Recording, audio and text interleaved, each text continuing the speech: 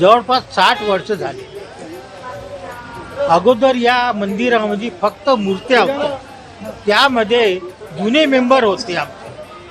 कालीचरणजी हे खास, राजारामजी बिनकर, भैयालाल वरगंटीवार, आणखी रमेश लाके, तुमचे दत्तू तोटे, असे बरेचसे काही लोक या मंदिरात होते. तसेच म्हणजे काय आहे, या मंदिराची जी स्थापना जी आहे ही 1928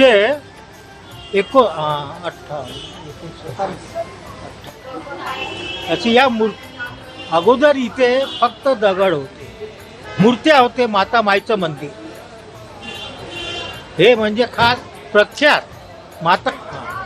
हे मंदिर फार जुनं आहे, पण जे मूर्ती जे स्थापन केलेली आहे हे 1958 मध्ये स्थापन झाले. त्यामध्ये स्थापन करणारे श्री कालीचरणजी बिनकर, बी आर पाठक, अयोध्या प्रसाद दुबे, आणखी जुनी अजून काही मेंबर इथे होते. ही मूर्ती त्यावेळेस 51 रुपयामध्ये आणलेली होती. ही मूर्ती त्यावेळेस आणली. त्यावेळेस म्हणजे इथे म्हणजे अगदी हे होतं, खुलं मंदिर होते, ग्राउंड होता, हे स्टेडियम नव्हतं. त्यामध्ये फक्त जुने कार्यकर्त्यांनी एवढं समोर आणलेलं आहे. हे स्टेडियम नंतर बनलं. स्टेडियम बनायच्या अगोदर ही मूर्ती होती. या मूर्तीला कॉर्पोरेशननी उचलण्याचा बलात् प्रयत्न केला. त्यामध्ये काय की या मंदिराला 2 जागा मिळाल्या होत्या मूर्ती स्थापना करता. एक तर त्या धनतुलीमध्ये जिथे आज आपले शौचालय आहे, आणि एक जागा या बाजूला मिळाली. पण माईची अशी काही इच्छा होती की तिथे हटायला नाही पाहिजे. तर वास्तविकता ती मूर्ती हटली नाही. पण त्यावेळेस स्टेडियम बनवण्याचा कार्यक्रम इथे आलेला.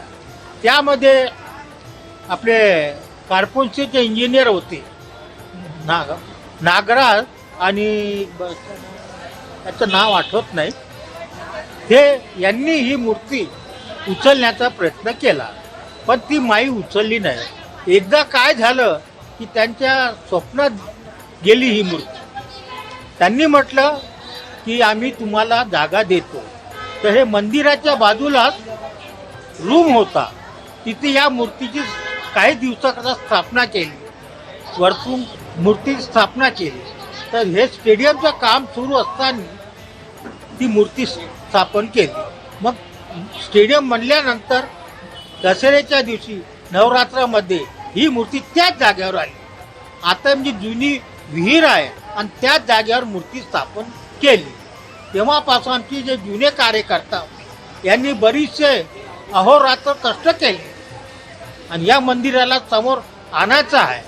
अगोदर या मंदिरात येण्याकरता लोक भीत होते, कारण की समोर 5 फुटाची नाली होती, एक फक्त लाईट होता, खुलं मैदान होतं. येण्याकरता लोक भीत होते संध्याकाळी. त्यामध्ये फक्त चौकीदार राहत होता आणि दिवसारी 7 वाजेपर्यंत लोक यायचे. त्यानंतर लोक येत नव्हते. हळूहळू ते हे झालेले आहे. मग असंच आम्ही नवरात्र सुरू केली इथे. अगोदर इथे म्हणजे नवरात्र करण्याकरता सामान बरोबर भेटत नव्हतं, तर आम्ही या बाजारामध्ये जाऊन सानी वर्गणी काढायची. प्रत्येक मेंबर आपल्याजवळून पैसे लावायचे. कोणी हार आणायचा, नारळ आणायचा, कलश आणायचा, असं करून माईचं पूर्ण साथ तयार केला. जसंच म्हणजे काय झालं की दिवसेंदिवस या मूर्तीचे हे झालेलं आहे प्रचार. ही मूर्ती जवळपास आज म्हणजे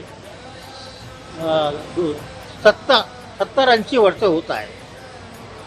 तर बोलण्याचं तात्पर्य हेच आहे की हे मूर्ती म्हणजे आपल्या याचा करता इथे स्टेडियम बनला.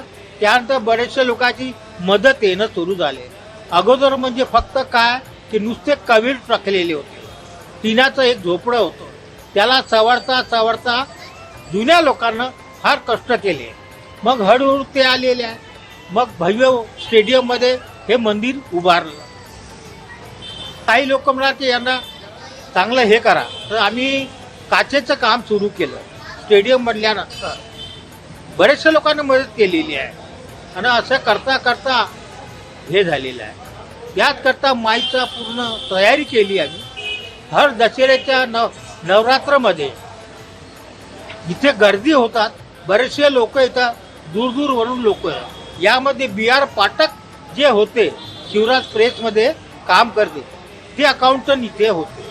त्यांनी मंदिराला रजिस्ट्रेशन कसं करावं, काय करा, इथे बॉडी कशी बनवावं, हे त्यांचं फार हे झाले. असं करता करता आम्ही बरेचसे लोक जमलो.